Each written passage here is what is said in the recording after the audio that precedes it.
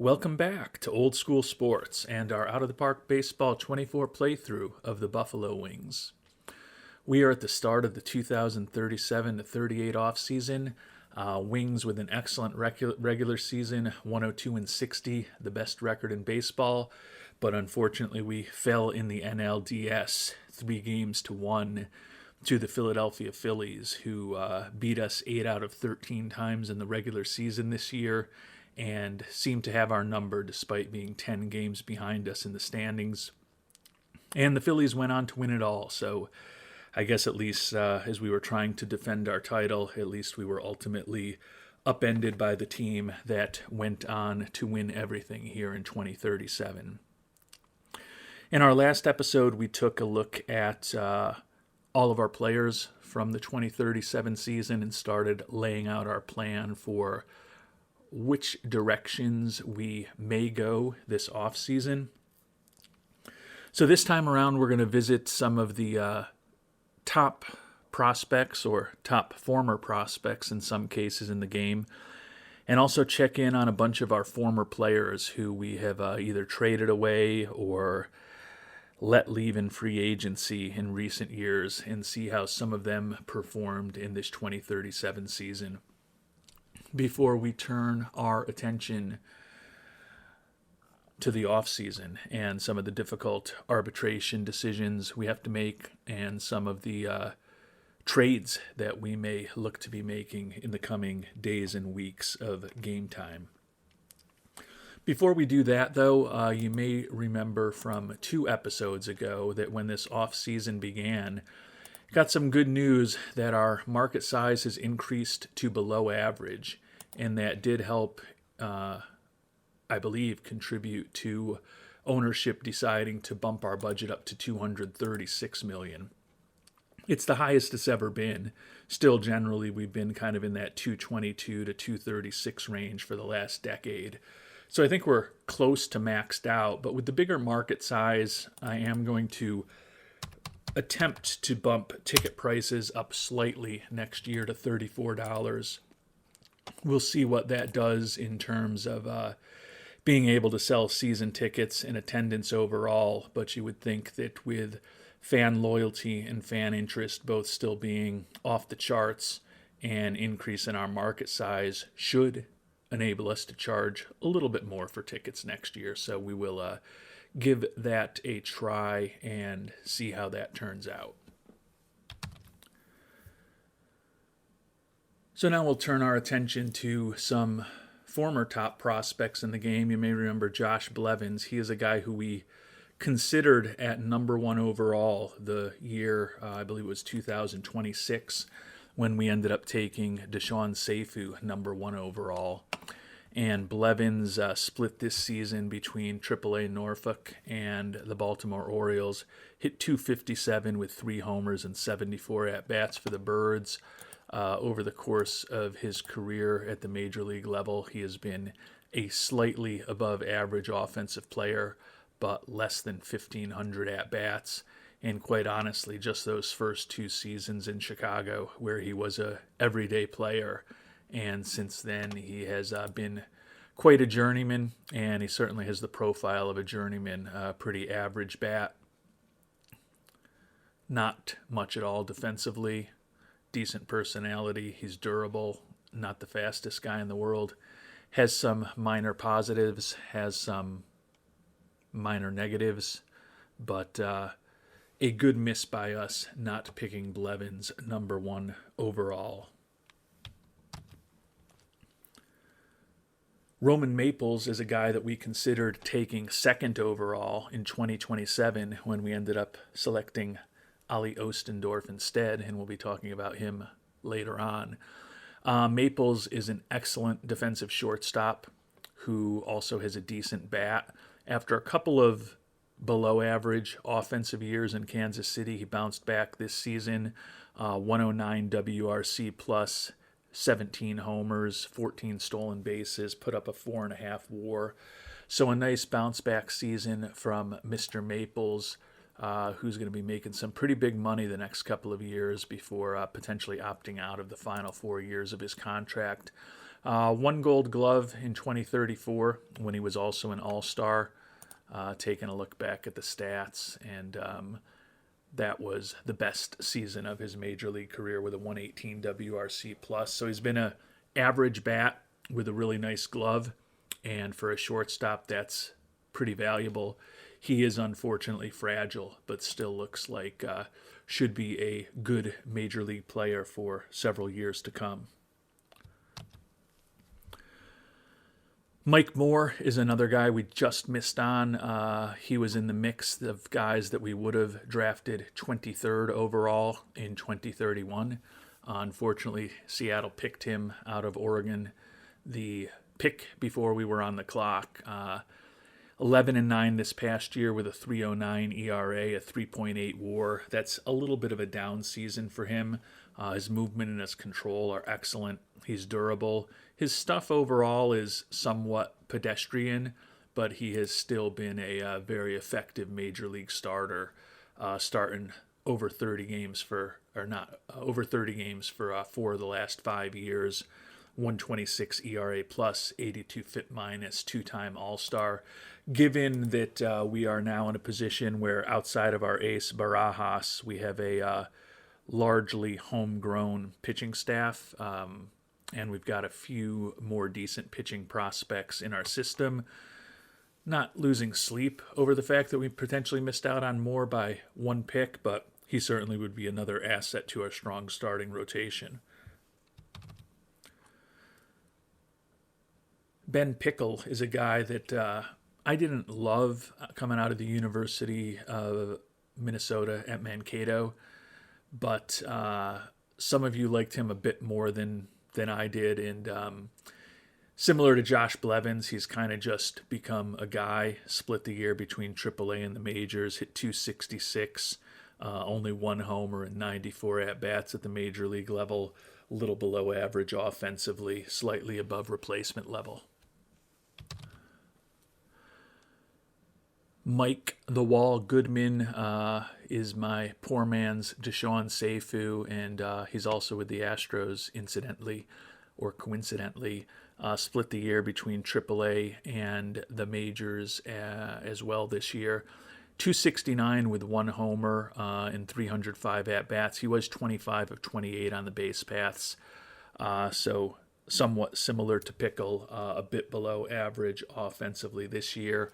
He'll be turning 29 next season. Kind of is what he is at this point. Good personality, good clubhouse guy, durable, but probably not someone who's ever going to be a all-star caliber player.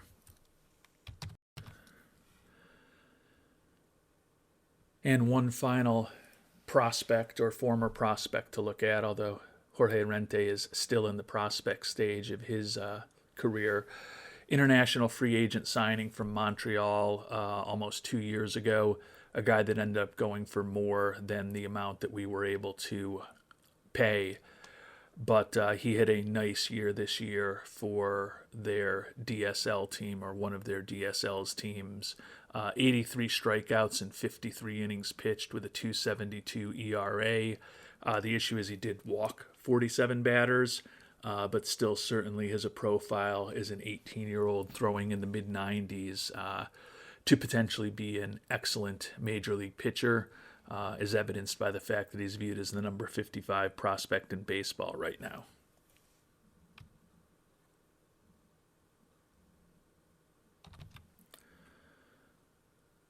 Turning now to some of our former players, and we'll start with 3 of the guys who were very important in the trade that brought us Alexis Barajas, who has been the ace of our pitching staff for the past few years.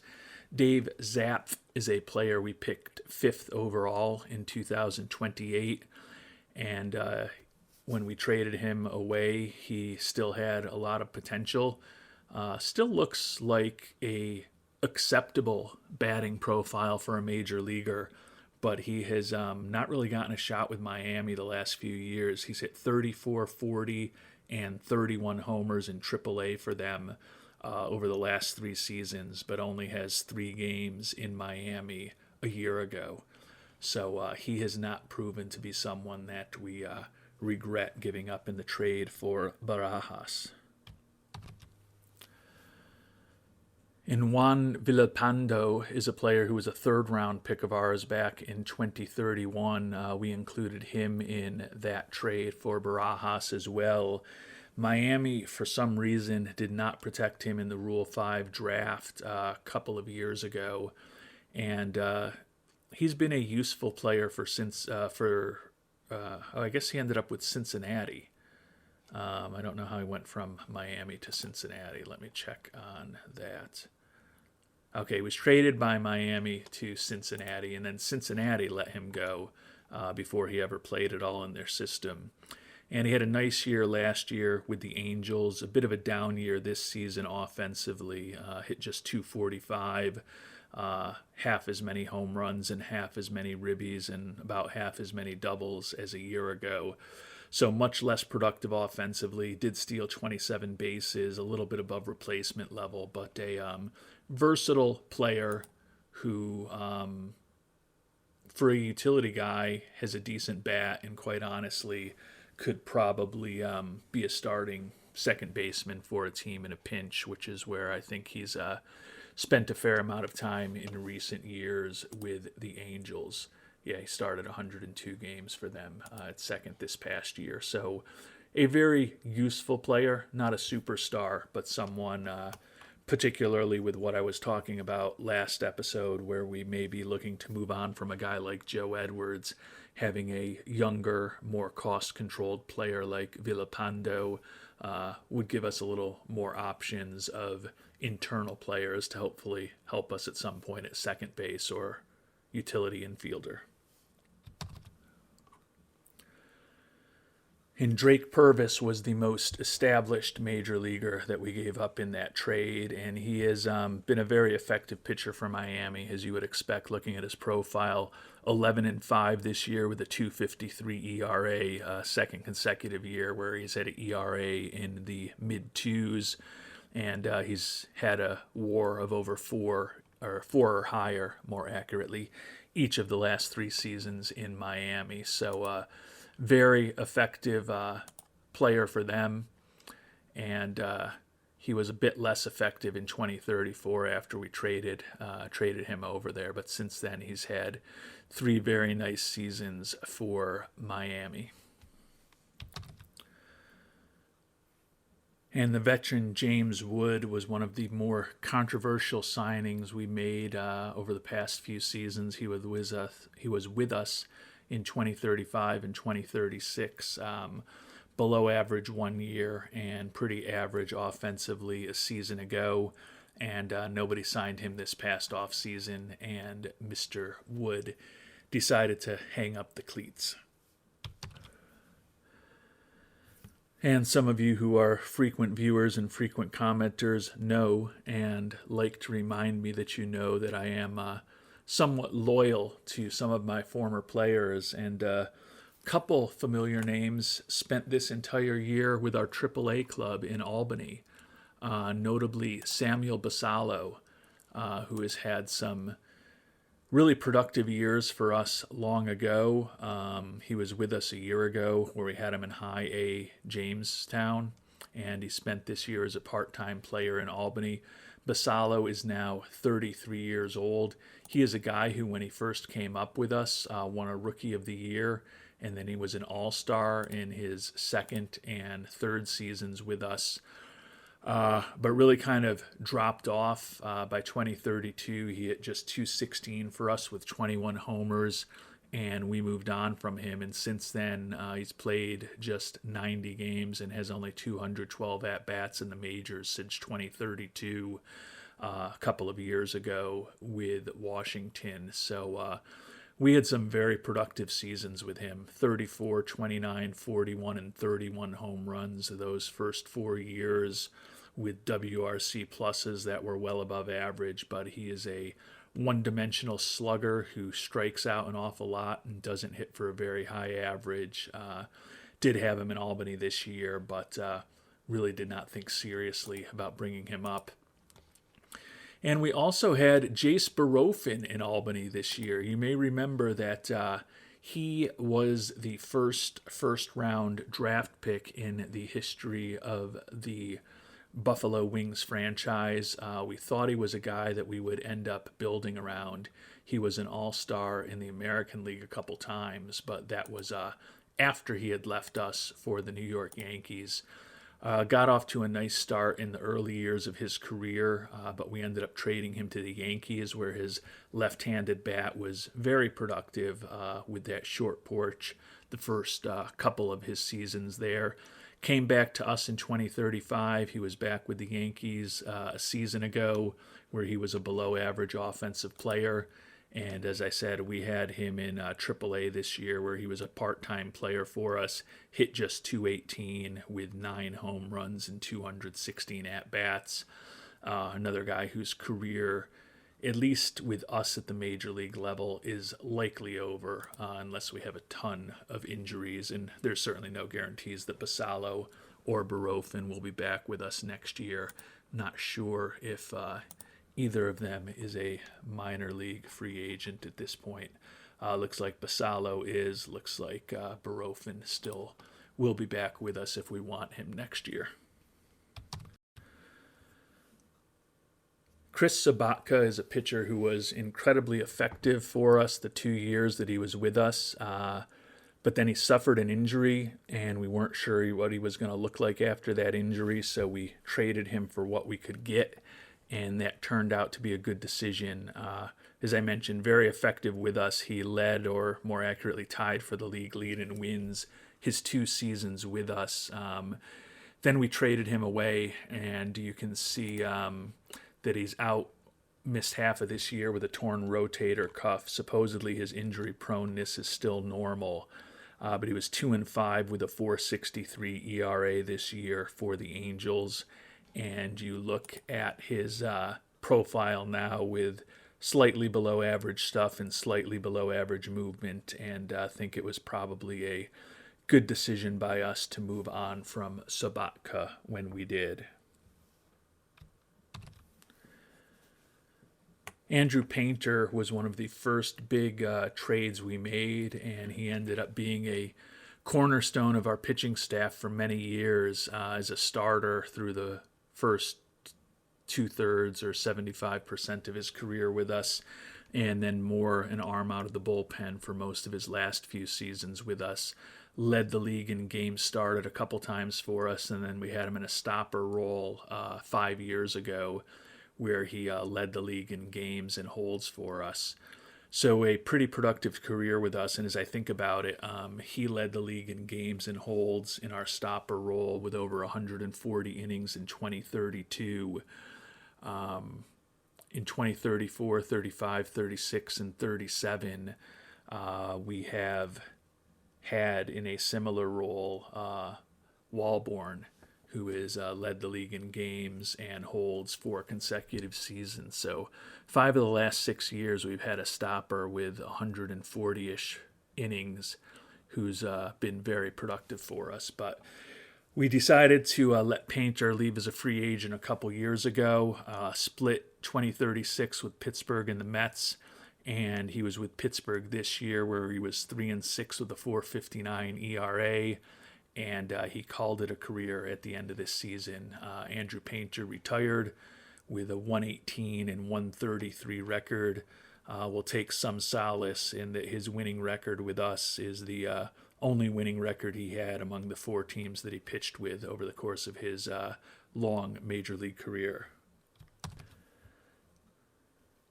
And we'll now turn to the Atlanta Braves section of our former players, starting with Vance Honeycutt. Honeycutt was a 8th-round draft pick who had a really excellent start to his career with us, was a very productive player his first 5 seasons with us, started trending towards being a more average player as he got into his late 20s, and we let him leave as a free agent with Atlanta, where he had some injury issues over his 4 years there. Hit just a .168 in 107 at-bats with Atlanta this year, and then he retired after the season. So he was making pretty good money with them, so that was a good miss by us. Let's see exactly what he signed for. Where can I find that? Oh, I can find that right up here if I wasn't a dope. Yeah, see, he was making 16, 18, 19, $21 million a year with the Braves. So, given that he had started to break down physically and was less productive offensively, I think it was a wise decision to move on from Mr. Honeycutt, although is a eighth round pick who had become a very productive offensive player for us. He was a nice story while we had him, but we got the best out of him and then moved on, which is what we tend to need to do with one of the smaller payrolls in baseball. We'll also note, since this will be the last time we visit Mr. Honeycutt since he's now retired, he was very productive on the base paths, stole 311 bases over the course of his career, and was caught just 52 times. So 6 out of every 7 attempts he was successful. And third baseman Cam Collier, not a homegrown player for us, but a guy who we traded away some resources to the White Sox to pick up and had some really nice years with us, including being a member of our first World Championship team in 2034 and making an All-Star team in 2033. He was another guy who we felt was getting expensive for what he is, and feel like moving on from him was the right decision. Hit .261 with 15 homers and 66 ribbies this past year in Atlanta, 106 WRC plus, 3.6 WAR. He is a good, solid, consistent, above-average major league player, and that's pretty much what he was with the White Sox. That's pretty much what he was with us in Buffalo. And that's pretty much been what he has been in Atlanta as well. But with the big money that he is making, with another year at $24 million ahead of him, think that it was a good decision by us to let Mr. Collier depart 3 years ago.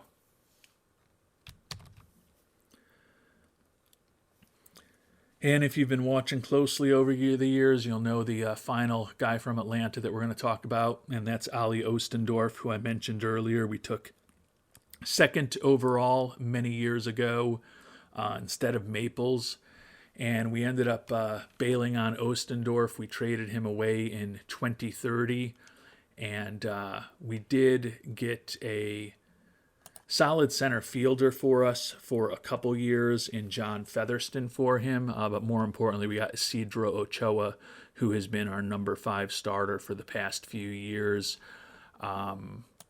Ostendorf has actually turned into a solid major league pitcher. The concern about him was whether he would ever harness his control, and he does seem to have done that at this point. He was 12-8 this year with a 3.01 ERA, and walked just 43 batters, by far the best of his major league career. Good personality, good movement on his pitches, extreme ground ball tendencies, not making a ton of money. His arbitration number this year expected to be about $5.5 million, so he is still a good bargain for the Braves at this point, and with those Iron Man tendencies, probably will be a pretty useful pitcher for them for years to come. I think it's fair to say that he did end up being better than Ochoa. I can't remember whether Ochoa was in the same draft. I know he came out at a very similar time to Ostendorf.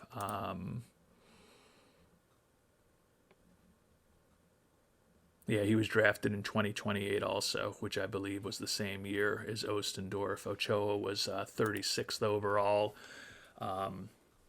He's had a nice career for us, as we talked about. He's our number 5 starter, and he's just getting into his arbitration years as well. But I think it's fair to say that Ostendorf probably is going to end up having a bit better career than Mr. Ochoa. But given that we were very concerned about Ostendorf's control, and we did also get a guy who was a productive center fielder for us for a few seasons out of the deal, I'm not going to beat myself up too much thinking about that one in retrospect. And there's two players left to check in on. And if you've been following us over the years, you know who they are. They're two guys who we had to move on from this past off season because we couldn't afford to bring them back when we decided that Deshaun Seifu was a guy that we wanted to have on our team for his entire career, if at all possible. And we wanted to sign Barajas to a long-term extension after trading away Zap, Villalpando, Purvis, and other assets to bring him on board. So Jorge Carrillo, former international amateur free agent in our organization, ended up having a nice run with us for several years. Decided against bringing him back, given that we've got a pretty good rotation. He was 7-10 this year with a 4.11 ERA for the Expos. Did strike out almost a batter an inning, 2.6 WAR. He is a good, solid major league starter. He was with us and was typically our fourth starter for the last several seasons that he had been with us. And he had some really good years, led the National League in wins in 2034, and was 14-6 and 17-6 in 2035 and 2036. So he was on both of our World Championship teams, but felt with the youngster Mendoza coming up in the system, and the fact that we had already signed Shazier and Estrada to extensions, and we wanted to sign Barajas to an extension. Something had to give, given our budgetary constraints for our pitching staff, and Carrillo, given that he was a bit older for a guy hitting free agency for the first time, was the one that we decided to move on from. That said, he's an Iron Man, still has a pretty decent pitching profile, and throws in the high 90s, so he will probably still be a useful player for the Expos for several years to come. And last, but certainly not least, is the man, Shamar Jeanneret. We signed him to a 7-year deal 4 years ago at this point, but we can only sign him if we gave him the option to opt out after 3 seasons, and he took advantage of that option last season. And given the budgetary constraints that we were under and the decisions we made that I've already talked about multiple times in this episode and many times in previous episodes, we decided not to make an effort to bring him back, even though he was a cornerstone of our championship teams. 2034, he was the World Series MVP. 2035, he was the National League MVP. And 2036, he was once again the World Series MVP.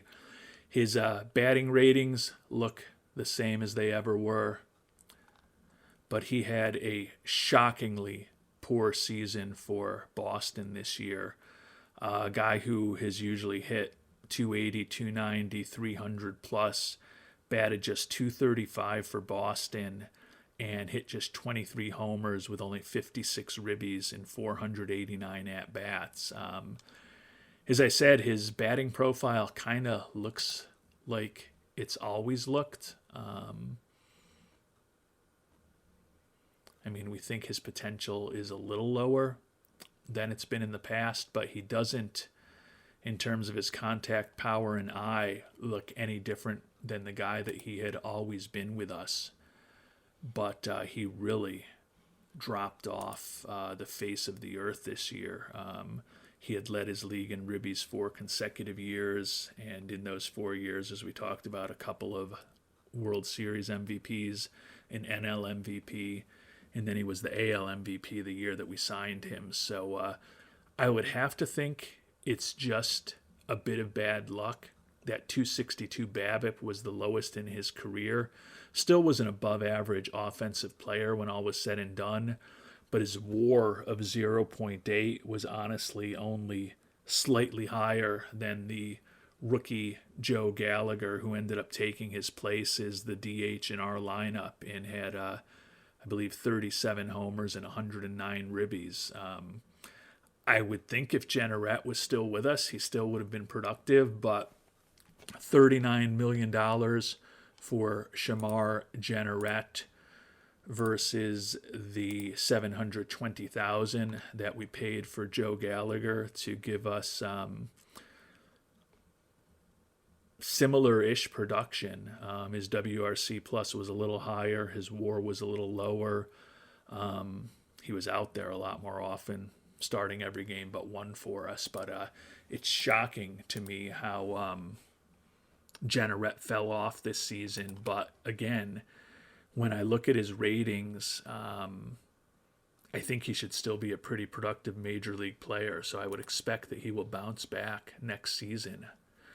But given that lack of production this year, if he doesn't have a bounce back year and for some reason our scout just isn't seeing that he's not the player he used to be, certainly him opting out and us not thinking about spending around $40 million a year on him could end up being a decision that could really save our franchise from potentially having made a huge mistake. So thanks for watching our annual review of some of our former players and some of the prospects that we've thought about taking, or some of you have opined upon in the comments over the years. If there's somebody we missed and you can remember their name, please make a note of it in the comments, and I'll try to give you an update on them in an upcoming episode as well. But now that this review is done, and from our previous episode, our review of our major leaguers are done, just one more big thing for us to look at and think about before we dig into the off-season in earnest. And that's for us to take a look at the minor leaguers in our own organization and some of the top prospects there. And we will do that in our next episode, and probably also start actually trying to make some decisions and some transactions as far as arbitration eligible players, trades, and preparing for free agency. So if you've got thoughts on what we should do and you haven't shared them yet, always helpful to hear what you're thinking in the comments. Until our next episode, thanks so much for watching, and hope you have a great day.